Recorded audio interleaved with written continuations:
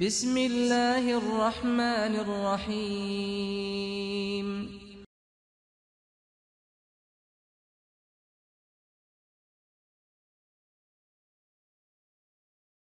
Elhamdülillahi Rabbil alemin. Ve salatu ve selamu ala nebine Muhammed ve ala alihi ve ashabihi ecmain. Peygamber sallallahu aleyhi ve sellem jasagan dua zikirlerdi ulantabız. Bu kitepke kirişip atıp ulandısında Şeyh İbn Baz rahimahullah aytat sözünde. فَإِنَّ مِنْ أَفْضَلِ مَا يَتَخَلَّقُ بِهِ الْإِنسَانِ وَيَنْتِقُ بِهِ اللِّسَانِ الْإِكْثَارَ مِنْ ذِكْرِ اللّٰهِ سُبْحَانَهُ وَتَعَالَى. Адам баласы, адам ең жақшы авал менен болуш үчүн ең жақшы сөздөрдү айтышы, бул Аллах Тааламды эскерүүсү, Аллах Тааламды зикир кылуусу, субханаху ва тааля. Ал эмне субханаллах, Аллахты арулашы, ва тахмидихи, Аллах Тааламга мактоо айтып сана хамд айтышы, ва тилавати китабихил азим, жана улук китебин окушу, ошону эскерип окушу. والصلاة والسلام على رسوله محمد صلوات الله وسلامه عليه. Жана пайгамбар саллаллаху алейхи ва салламга салам салаваттарды айтышы. Мына ушул нерселердин бардыгы зикирлерге кирет. Аллах Тааламдан бул дүйнөдө жана акыретте жакшылыктарды сурашы, дуа кылып сурашы. Дуа дагы зикирге келет. Себеби дегенде сиз Аллахтан суроо менен сиз Аллах Тааламды эскерип атасыз. Ошон үчүн Аллах Тааламдан эгер адам баласы сурабаса, Аллах Таалам ачууланат деп келет. Дуа дагы ибадаттардын негизи. Ибадаттын негизи бул дагы дуа. Адам канчалык жалынып жалбарып Кудай Тааламдан дуа кылса, ошончолук Аллах Тааламды эскерет. Алымдар айтып келет, дуа бардык жакшылыктын ачкычы деп. Дуа бардык жакшылыктын ачкычы. Эгер адам Аллах Тааламдан сурап дуа кылыш үчүн дагы Аллах Тааламды жогоруда айтып келгендей тилинде, жүрөгүндө көп Аллах Тааламды эскерип жүрүш керек. Мына ошондо жүрөк ачылса, адам баласы жүрөгү ачылгандан Аллах Тааламга кайрылуусу пайда болот. Кайрылып дуа кылат. Жана Аллах Тааламдан жардам суроо, вал истиана би, вал тижа илейхи би иманин садик ва ихласин ва худо. Дуа кылганда адамдын жүрөгүндө ушул нерселер болуш керек дейт.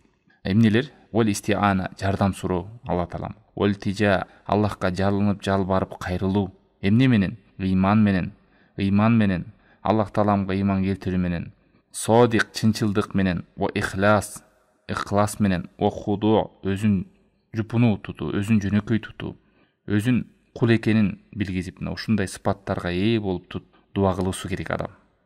Чынчылдык дегени туугандар, ошол адам умтулуусу бар, аракети бар, үмүтү бар, таухидул ирада деп коет. Бардык адамдын гамын, пикирин, оюн, умтулуусун, аракетин, үмүтүн жыйнап туруп Кудай Тааламга арнашыңыз да. Жыйнап туруп ошо умтуласыз. Ошол кезде адамда мындай чынчылдык, умтулуу, анан белин бекем байлап, ошол амалды аткарам деген нерсе пайда болот да. Ушул нерсени Кудайдан сураш керек. Себеби дегенде байкасаңыздар, кээ бир адамдар бул чын, бул жаман, бул жакшы деп айырмалайт, билет бул нерсенин жаман экенин, бирок таштай албайт. Билет бул нерсенин жакшы экенин, бирок кыла албайт. Мына ушул нерсени да Кудай Тааламдан сураш керек. Өзүң билип турасың, бирок мына жогоруда бирөө жазып айтыптыр. Кечке телефон чукулай берем. Билем ушу намаз жакшы экенин, бирок умтула албайм. Ушундай нерсе да, ушул нерсени Аллах Тааламдан сураныш керек, ушудан арылууну. Бул ушу чынчылдык, таухидул ирада деген бүт каалооңуздарды жыйнап туруп, ошону амалга. Ушул нерселер умтулса адам шамдагай болуп, умтулуусу күчөп, аракет кылып, белин бекем байлап, амалды аткарууга белсенет. Ошол нерсе чынчылдыктын белгилери. А эгерде бир адам мен ишенем, чын, жакшы деген тили айтып, бирок амал жок болсо, ал жалган экенине белгилери, аламаттары. Аны жашоодо деле күнүмдүк практикада деле билесиз, адам тили менен айтып, бирок аткарбаса эмне дейсиз? Сиз аны жалганчы дейсиз. Сен сөзүңө турбайт экенсиң дейсиз. Ва ихлас деди. Жана ихлас менен. Ихлас деген таухидул мурад деп котугандар. Таухид ихлас деген таухидул мурад бул ошол сиз көздөгөн Аллах Тааламдын өзүнө гана, Аллах Тааламдын өзүн гана көздөйсүз. Суранып алсаңыз да Аллах Таалам өзү гана жардам берет. Аллах Таалам өзү гана дуамды кабыл кылат. Аллах Тааламдан гана болот деген чын жүрөктөн эч ким башка нерсе кылчактап, көңүлүңүз, оюңуз бир нерсе бөлүнбөйт. Түзмө-түз Кудай Тааламдын өзүнө. Эмне болуп кетсе, түз эле Аллахка кайрылуу. Эч кимди шерик кылбайсыз, эч кимди байлабайсыз, эч кимге үмүт артпайсыз. Аллах Таалам кабыл кылса, иншалла башкаларды эптен себеп кылып коет. Бирок башкаларга себепке байлап салбайсыз да. Себепке байлап салбайсыз. Сен жүрөктөн Аллахтан гана жалынып жалбаруу, ушул ихлас дейт. Эч кимди шерик кылбастан. Андан кийин худо өзүнүн жупуну тутуу, өзүн жөнөкөй кылуу. Ошондой абалда. Андан кийин эмне дейт? Худури калбин. Жүрөктүн да келишиси керек туугандар. Дуа кылганда сөзсүз жүрөктүн дагы адам тили менен зикир кылып атат, дуа кылып атканда эмне жүрөк менен тилдин айкалышы. Экөө тең келиш керек. Ошон үчүн жана пайгамбар саллаллаху алейхи вассалам хадисте айтат, Тирмизиде 2766-хадисте эмне дейт? Удуллаха ва антум муқинуна бил ижаба. Аллах тааламдан дуа кылгыла, сурангыла, бирок ошол нерсени кабыл болот дегенде якын болсун силерде дейт да. Эми кылып көрө берейинчи, болуп калса болуп калды, болбосо жок дегендей эмес да. Муқинуна бил ижаба деген сөзсүз Алла таалам жооп берет мага дегендей якын болуш керек. Мен Алла таалам башка хадис кудусте айтат, менин кулумдун күмөнүндө жакшылыкка жакшылык, жамандык десе жамандык. Аллахка жакшы күмөндө болуш керек. Алла таалам жооп берет деп. Ва аламу дейт. Билгиле, анналлаха ла ястажибу дуаа мин қалбин гафилин лах дейт. Билип алгыла, чындыгында Аллах таалам жооп бербейт ушундай дуага. Жүрөгү гапилетте болгон, ою чачыранды. Лах деген ошол. Ою башка жакта, анан жүрөгү да башка жакта, жүрөгү да келген жок да, жалынып жалбаруу деген. Жогоруда айтпады, ихлас, сыдык, худо, жалынып жалбаруусу, сурануусу деген, ийилүүсү, өзүн кортутуусу деген нерселер жок. Берсең берип каласың, бербесең жок да дегенде колун көтөрүп жаттап алган нерсени айтып коет, ой башка бир планды ойлоп атат да. Мындай дуалар кабыл болбойт. Жүрөгүңөр менен тилдин айкалышы бир болуш керек. Жүрөк кайдыгерде болбош керек. Зикирлер 3 түрлүү болот. Биринчи зикир бар, бул эң мыкты зикир туугандар. Эң мыкты зикир. Аллахты эстөөнүн эң мыкты жолу бул биринчиси жүрөк менен тилдин дал келиши. Тилиңиз айтып атат, ошол нерсени жүрөгүңүз менен да сезип атасыз. О Аллах таалам мени тозок отунан сактай көр десе, сиз ошону эстейсиз. Аллах ошол нерседен коркосуз. Жакшылык сурасаңыз, ошол Алла таалам берет деп, тилиңиз айтып атат, жүрөк ошону сезет да. Экинчи бар, бул мындан кийинки даража. Бул жүрөк менен гана. Адам жүрөгү менен сезе алат, бирок тили менен айтпайт да. Ошон үчүн бул дуа зикирлерди эмне үчүн жатташ керек? Себеби бул дуа зикирлери ибадат да, тааббут деп коет. Кээ бир туугандарыбыз бар, түшүнбөй кыргызча эле жаттап бербейинби дейт да. Туура кыргызча айтсаңыз да болот, эми арабча билбесеңиз. Бирок арабча тили менен жаттап маанисин түшүнүп алсаңыз, бул тааббут дейт. Сиз жана намазда деле эмнеге Фатиханы кыргызча окуй эле жатасыз, арабча окуп атасыз. Себеби бул тааббут деген Алла таалам түшүргөн Куран менен Алла тааламга сыйынуу. Ошол айтылгандай кылып айтуу деген сөз да. Ошо дуалар келгенде деле зикирлерди ошо арабча айткан себеби ат-тааббут, Кудай тааламга сыйынуу бар бул жерде Алла тааламга. Анан тил айтпай эле жөн жүрөгү менен эле эстеп койгон, Аллахты эстеп жүрүү да жакшы. Аллахтан үмүтү бар, жүрөктөн айтылбаган нерселер бар, үмүтү болушу мүмкүн, коркуусу, ошого окшогон нерселер, сүйүүсү. Бирок ушуларды тили менен да чыгарып дуа кылып сураса, бул жакшы, эң жакшы. Бирок экинчиси ушу жүрөк менен эле гана деген. Үчүнчүсү бар. Үчүнчүсү бул тили менен гана айтылат. Тили эле айта берет, бирок жүрөгү жок да. Бирок ал убакта сооп ала берет деп айткан алымдар бар. Сооп ала берет, бирок албетте биринчи, экинчилердей болбойт дейт да. Эң жакшысы жүрөк, тил, экинчиси жүрөк өзү эле, үчүнчүсү тил гана айтылганы. Анан мындай ой келбесин туугандар, мен жүрөгүм менен тилим айкалышпай атат, мен оюм бөлүнүп кетет, ошон үчүн мен зикир кылбайм, ошон үчүн мен дуа кылбайм деп салбаңыздар. Шайтан ушинтип ой келет, мына сенин оюң башка жакта болот, ташта дуаны, ташта зикирди деп. Жок, аракет кыла бериңиз. Оюңуз бөлүнүп кетсе да зикир кылып, тилиңиз менен кыла берсеңиз, сиз сооп ала бересиз. Алхамдулилlah, субханалла, алхамдулилlah, Аллаху акбар сооп ала бересиз. Ошентип жүрөк ойгонот, жүрөк тирилет. Анан даамын сезип баштайсыз, анан таштай албай өзүңүз ошого үйрөнүп каласыз. Болбойду, мен таштап салдым деш керек. Аракет кылып улантып берсеңиз, иншалла, ошол нерселерди биринчи даражага чыгасыз акыр барып. Биринчи тилиңиз айтылат, анан барып жүрөгүңүз айтылат, анан барып тил менен жүрөгүңүз кошо айтылып калат иншалла. Ошон шайтан кээде ушундай кылат да. Баягы намазды окусаң, таштаба, анан таштайын десең баштаба деп салат да. Ушундай ойлор бар. Арылыш керек мындан. Бүт нерсе деле адам аракет кылса, иншалла, аракетке берекет, акырын умтулуп адам жасап аракет кыла берет. Ахзаб сүрөсүнүн 41-43 аяттарында Алла таалам айтып атат: "Я айюхаллазина аману узкуруллаха зикран касира." О Аллахка иман келтиргендер, туугандар Куранда келгенде, о Аллахка иман келтиргендер деген дайыма ушуну элес кылыңыз да. Kitabun anzalnahu ilaykum mubarakun liyadabbaru ayatihi wa liyatadhakkara ulul albab деп Алла Таала айтпады эле. Бул мубарак китеп. Мубарак китеп силерге түшүрдүк, акыл элери акыл калчап ой жүгүрсүн деп. Лиядаббару акыл калчап ой жүгүрткүлө деп. Элестетиңиз, Аллах кайрылып атат. О, иман келтиргендер дегенде, Алла Таала мени бир нерсеге буйруйун деп аткан экен. Аллах Таала мени бир нерседен тыяйын деп аткан экен деп, ушуну чагылдырыш керек. Акыл калчап. Эмне деп атат? Кайрылып атат бизге. Эй, Аллахка иман келтиргендер, узкуруллоха, Аллахты эстегиле дейт. Зикрон кафиро, көп эстегиле дейт. Жөн эле эстегиле эмес, көп эстегиле дейт. Васаббихуху букрата ва асила. Жана Аллахты арулагыла, даңктагыла, эстегиле, эртең менен да кечкисинде дейт. Ошон үчүн эртең менен зикир, кечки зикир деп айтып атпайбы? Мына ошонун буйругу Алла Тааламдан келген бул. Эртең менен дагы, кечкисин дагы эстегиле. Huwallazi yusalli alaykum wa malaikatuhu liyukhrijakum minadh-dhulumati ilan-nur wa kana bil-mu'minina rahima. Аллах Таалам жана периштелер силерди караңгылыктан нурга чыгарыш үчүн, Аллах Таалам силерди эмне кылат? Периштелер дуа кылат экен, ал эми Алла Таалам кабыл кылып силерди колдойт, силерди мактайт деген. Аллах Таалам мактайт, колдойт, эскерет деп келет да. Юсолли алейкум дегени ошо Аллах Таалам силерге эстейт, силерди колдойт, периштелерге эскерет силерди деген сөз да. Жана периштелер дуа кылат дейт. Силерди караңгылыктан жарыктыкка чыгарыш үчүн. Чындыгында Алла Таалам ва кана бил муъминина рахима, муъминдарга ырайымдуу дейт. Ушундай солатулло деп келсе туугандар, эмне деп түшүнөсүз? Соля деген өзү намаз да, анан дуа деген тилдик мааниси. Аллахтын дуасы деп келсе, түшүнүңүздөр, бул деген Алла Таалам кулун эстөөсү дегенди билдирет. Кулун мактоосу, кулун колдоосу дегенди билдирет. Периштелер болсо дуа деп келет. Периштелер дуа кылат адамдарга. Сиз дуа кылып Аллах Таалам эстеген сайын, периштелер сизге да кечирим сурап дуа кылат.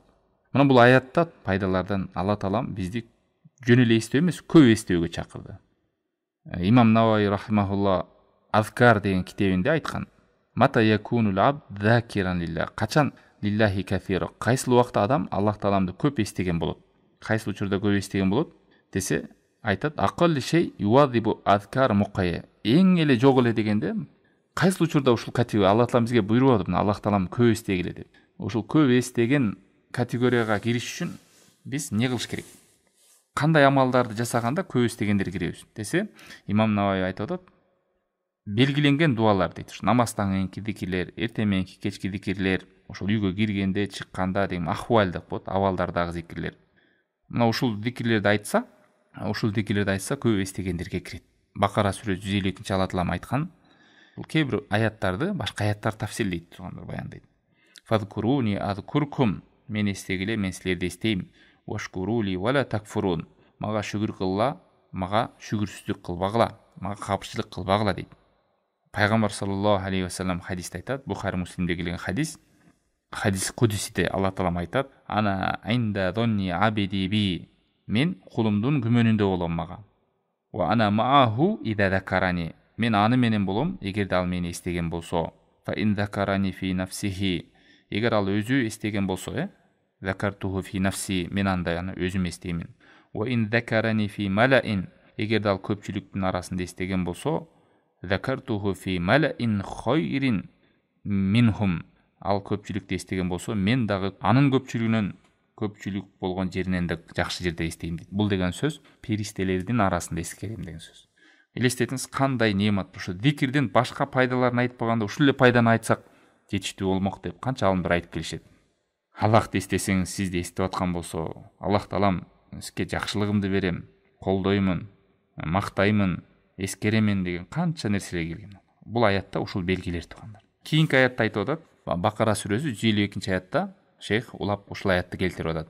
Фадкуруни азкурукум вашкурули вала такфурун. Алла Таалам айтты: мени эстегиле, мен силерди эстейин, мага шүгүр кылгыла, мага капырчылык кылбагыла, мага шүгүрсүздүк кылбагыла деп. Негизинен аль-жазау мин джинсил амал дейт. Бул хадистерде келген. Аль-жаза мин джинсил амал дегени эмнени кылсаңыз ошону көрөсүң деген сөз да. Эмнени кылсаң ошону көрөсүң. Сен Кудай Тааламды эстеп жүргөн болсоң, сөзсүз Алла Таалам сени да эскерет. Жакшылыкка жакшылык тугандар. Биз адамдардын сооп амалдарын жок кылып салбайбыз деп келген канча. Алла Таалам сіздің қылған жақсы емгегіңізді текке қоротпайды. Істесеңіз, Аллах Таалам істейді. Айтты, тоқшылығыңды істе, мен сені жоқшылықты істейін. Баршылығыңды істе, мен сені қиыншылық абалды істейін. Аллах Таалам істеп жүрген адамды Алла Таалам құр қойбайды. Юнус сүресі 26 аятта Алла Таалам айтады: «Лиллазина ахсанул хусна ва зияда, ва ла ярхақу вужухухум қатарун ва ла дилла, улаика асхабул жанна, хум фиха халидун». Аллахқа ибадатты ең соның қылған адамдарға дейді, ең сон нәрсе бар. Бұл неме? Бейіш. Андан кейін, андан да ашықшасы бар, бұл Аллах Таалам жүзін көру. Алардың жүздеріне ешбір чаң, ешбір қордық белгісі жоқпайды. Алар бейшелері. Анда түбел қалышады деп айтады. Бұл аятта мұның мәнісі не? Жоғарыда аятты. Емнені қылсаң ошоны көресің, Аллахты естесең, Аллах Таалам сені естейді. Жақсы амал қылып жүрсең, сөзсіз біз де соның амалды береміз деді Алла Таалам. Ал не? Бейіш деді. Жана андан да ашықша қылып береміз. Бұл Аллахтан жүзі деді. Хал жаза ул ихсан илл ихсан, Ар-Рахман сүресі 60 аят. Жақшылықтың жообу жақшылық емес бе деп. Жақшылыққа жақшылық. Кечеде айтпадық па бір хадисте, Муавияның хадиси. Сахабалар Аллах Таалам дестеп, ислам дестеп тұрды эле, Алла Таалам да Жибрилди жөнөттү. Пайгамбар үйүндө отурганда. Баргын, эскерген деп аларга. Аллах Таалам силер менен азыр сыймыктанып атат периштелерине дейт. Периштелерин эскерип атат дейт. Кийинки аятта Анфал сүрөсү Алла Таалам айтат: «Иннал муслимина вал муслимат вал муъминина вал муъминат вал қанитина вал қанитат». Момун аялдар, момун эркектер, мусулман аялдар, мусулман эркектер деп ушул аятта узун келген. Анын аягында бизге тиешелүү жери бери. «Ваззакирин Аллаха кафира ваззакират а'адда лахум магфирата ва ажран азима». Аллах Тааламды көп эстеген эркектер, Аллах Тааламды көп эстеген аялдар, ушулардын бардыгына Алла Таалам не дейт? Чоң кечиримди даярдап койду дейт. Чоң соопту даярдап койду. Мына тугандар, Аллахты эстөөнүн мөмөсү, Аллахты эстөөнүн жыйынтыгы кандай мебет экен. Ушул аятты, бир аятты башка аяттар түшүндүрөт деп өтүкпү? Башка аятта Анфал сүрөсүнүн 45 аятында ушуга түшүндүрүп, бул жогоруда айткан Ахзаб сүрөсү 35 аят, муну толуктап башка сүрөдө Анфал сүрө 45 аятта Алла Таалам айтат: «Вазкуруллаха кафиран лааллакум туфлихун». Аллах Тааламды көп эстегиле, ошондо кутуласыңар деп. Ахзаб сүрөсү 21 аятта дагы толуктап: «Лиман кана яржуллаха вал яумал ахир ва закараллаха кафира». Ким Аллах Тааламга үмүт кылса, жана Аллах Тааламды көп эскерген болсо, не деди? Ага көп соопторду даярдап койду деп эскерип келет. Ушунун бардыгы зикирдин артыкчылыктарын Аллах Таалам Куранда эскергендер. Пайгамбар саллаллаху алейхи вассалам айткан канча жол башка хадистерде келген: алдыга оозуп кетти муфарридундар деп. Оозуп кетти, алдыга чыгып кетти мусулмандардын алдында. Сахабалар сурады: "О Аллахтын элчиси, ким ал муфарридундар?" Дегенде: "Аззакирун Аллаха кафира ва закират." Аллахты көп эстеген эркектер жана Аллахты көп эстеген аялдар деди. Кээ бир сахабаларда бар сөздөр, ушул аларда айтып кеткендер бар. Мисалы Ибн Аббас радиаллаху анху айткан: "Кайсыл учурда ушул аяттарда Алла Таалам эскерген жана жогорку чоң соопторду вада берди жана көп эстеген деп келип атпай. Жөн эле эстөө эмес, Алла Тааламды көп эстегендер. Ушул категорияга кирген адамдар кимдер десе, жок эле дегенде ушулар 5 мал намазынын арттарында дуа зикирлерди айткандар, басса турса дагы айткандар, эртең мененки кечки зикирлерди айткандар, жатарда дагы айткандар, уйкудан турса дагы ошол келген дуа зикирлерди айткандар, жана үйүнөн чыкса дагы, жана үйүнө келсе дагы келген ушул байланган зикирлер бар. Мына ушуларды айткандар деп айтат экен. Ушул адамдардын бардыгы Алла Таалам Куранда айткан Аллах Тааламды көп эстөөчүлөр деген категорияга киришет деп айтат экен. Себеби ошол Аллахты көп эстеген деген тайпага кирип кеткен болсок, ошол катары кирсек тугандар, бизге көп жакшылыктар бар. Мына ошондой катарга, ошондой топтордон болуп калыш үчүн биз дагы ушул жогоруда айтылган нерселерге жасашыбыз керек. Мына ошон үчүн бул сабакты да өтүп атабыз. Ошолорду жаттап калайлы жана ошолорду айтып адат кылып сактап калалы деп. Дагы башка алымдар да айткан ошол эле намаздан кийин, эртең мененки, кечки, уктар алдында, ойгонгондо, үйдөн чыкканда деп. Дагы бир чоң мужахид алым рахимахулла айтат: "Ла якунул абду мина закирина Аллаха кафира ва закират хатта ядкураллаха qa'iman ва qa'idan ва muttaji'an" дейт. Аллах Тааламды көп эстегендерден боло албайт, эркеги болобу, аялдары болобу, качанга чейин ал отурса дагы, турса дагы, жамбаштап жатса дагы, капталдап жатса дагы Аллах Тааламды эстебегенчи дейт. Адам ушул нерсенин даамын сезип билип калган болсо, уктарда дагы сөзсүз эскерет, айтпадық па, уктаганда да субханаллахны 33 жолу, альхамдулиллахны 33 жолу, Аллаху акбарды 33 жолу айтса, зикирдин кылуунун артындагы мөмөсү, натыйжасы, ошол ибадаттын даамын сезүүсү адамдын. Дагы ошол Аллах Тааламды көп эстегендердин катарына да кимдер кирет десе, пайгамбар саллаллаху алейхи вассалам хадисте айтат: "Ида айқадар раджулу ахлаху минал лейл фасаллая ау салла ракатайн жамиан кутиба фи закирина ва закират." Пайгамбар саллаллаху алейхи вассалам айтат: эгер кайсы бир эркек өзүнүн аялын ойготсо, үй бүлөсүн ойготсо, түндө ойготуп экөө намаз окуса дейт. Намаз окуса, 2 рекет намаз окуса, алар Аллахты эстегендерден катарына кирет дейт. Ошолор Аллахты эстөөчүлөрдөн болуп жазылып калат дейт. Себеби дегенде туугандар, азыр бизге суроо болушу мүмкүн да. Аллахты жөн эле эстөө эмес, Аллахты көп эстегиле деп келди аяттарда. Эми ошо Аллахты көп эстөөчүлөрдөн болуп калыш үчүн эмне амалдарды кылыш керек деп суроо берет кээбилерчи, же ушундай суроолор бар. Мына ошого биз атайык токтолуп, ошого аалымдардын, сахабалардын, пайгамбар саллаллаху алейхи вассаламдан келген хадистерди эскерип атабыз. Түшүнбөй калгандар болсо эскертип кетейли. Ва хада фадлун миналлах. Караңыз, кечинде ушул 2 рекет тахаджуд намазын окуп койсоңуз, сиз дагы Аллах Тааламды көп эскерген адамдардын катарына кирип каласыз. Жана духа намазын окусаңыз, духа намазында калтырбай окуп жүргөн адамдарга да Аллахты эстөөчүлөрдөн болуп калат дейт. Дагы Ато деген айтат, аалым рахимахуллах, эмне дейт? Ман салаватул хамс би хукукиха фахуа дахил фи каулихи таала ва закирин Аллаха катира ва закират. Кимде-ким 5 мал намазды аткарса, би хукукиха дейт. Акысы менен. Жөн эле окуп коюш эмес, ошондон 5 мал намаздын акысы бар. Акысы эмне? Ошону туура окуу, дити менен окуу, ою менен окуу, убактында окуу, ирети менен окуу, тартиби менен окуу, шарттары менен, талаптары менен жашнак кылып, Аллах Таалам көргөзгөндөй, пайгамбар саллаллаху алейхи вассалам көргөзгөндөй кылып окуса, ал Аллах Тааламды көп эстөөчүлөрдөн кирет дейт. Аллах Тааламды эстөөчүлөрдөн катарына кирет дейт. Эркеги болобу, аялы болобу. Мурунку сабактарда бул Муснад Ахмадда келген сохих шавахидтер менен хасан хадис, бир киши келип пайгамбар саллаллаху алейхи вассаламдан сурады. Бүт сураган ушу. Орозо кармагандардын эң мыктысы ким? Кимисин соо көп? Намаз окугандардын эң соо көп? Зекет бергендердин, ажылык кылгандардын эң соо көп ким? Садака бергендердин бардыгында эле пайгамбар бир осмон жооп берген. Не деген? Сарухум лиллахи зикрон. Кимиси Аллах Таалам көп эстеген болсо. Ажылыкка барганда деле ал жактан да байкаңыздар, эмне көп Аллахты эстеп, баса турса Аллахты эстеп зикир кылып жүргөн адамдын ажылыгы кабыл болуп, ошол соопко көп ээ болот. Анан барып алып бирөө кечке шопингдеп, жана супермаркеттерди кыдырып коюп эле саякаттап жүргөндөр, ушактары сүйлөшүп ал жактан эмне сооп болобу? Бүт нерседен, садака берсе деле, орозо кармаганда деле. Жалпысынан айтканда, кайсыл гана бул каида эстеп калыңыздар ушуну. Каида муфида жиддан деп алымдар айтыптыр. Өтө чоң эреже. Бүт сооп амалда кайсы бир ибадат болбосун, ар бир ибадатта сиз ошол кабыл болсун, ошонун сообу көп болсун десе, ушул нерсени эстеңиз. Актарухум зикрон, кимиси көп жити менен, жүрөк менен Аллахты эстеп ибадат кылган болсо. Шейх Абдурахман Саади бүгүнкү күндө биз окуп жүрөбүз го тафсирин. Ал дагы айтып атат, Аллах Тааламды көп эстегендерден кимдер десе, ва акалу залика ан юлазимал инсану аврада сабах вал маса. Эртең мененки зикирлерди жана кечки зикирлер жана намаздан кийинки зикирлерди жана ал аварид вал аспаб деген ошол себепте келгендер, үйдөн чыкканда, үйгө киргенде, мечитке барганда, мечитке киргенде, уктаарда, уйкудан турганда көп келген зикирлер бар. Ошолорду айтып жүргөн адамдар булар ошо Куранда жогоруда келген аяттардагы Аллах Тааламды көп эстегендерге чоң сооп бар деп канча жакшылыктарды эскерди. Аллахты көп эстегиле деди. Мына ошолордун катарына кирет дейт.